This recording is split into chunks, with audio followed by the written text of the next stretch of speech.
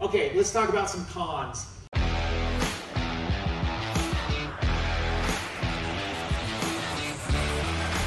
Who here has thought like, well, I can't buy my own deals if I'm an agent, or you're all worried about having a license to be an investor. Has anyone ever had that concern?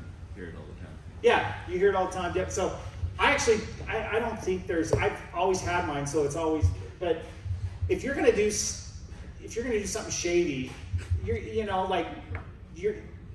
gonna get in trouble no matter what, right? So it's like, just disclose. I've never had anyone, as long as you disclose up front.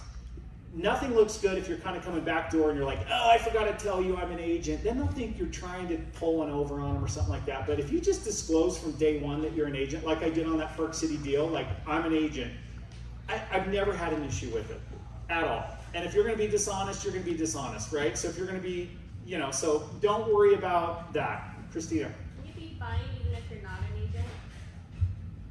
In different ways. Now, having a license in the board, the code of ethics and stuff like that, they have, they have some control over your license that wouldn't be the same if you weren't an agent. But even guys that wholesale or do other things where it's come up. Yeah, but if you just disclose, and you follow the rules, no one's going to care. It's not going to prevent you from getting a deal, I guess is my point. It's going to prevent you from getting a deal as if, like, you try to bring it in at the last minute or something, because then they think you're up to something, you're up to no good with other things.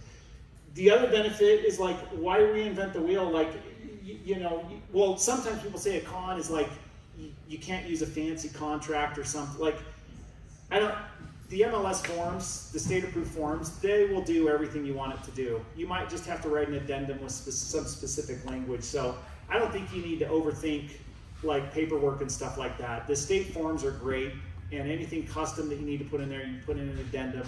But again, it just goes back to disclosing and being transparent with non-negotiating type things.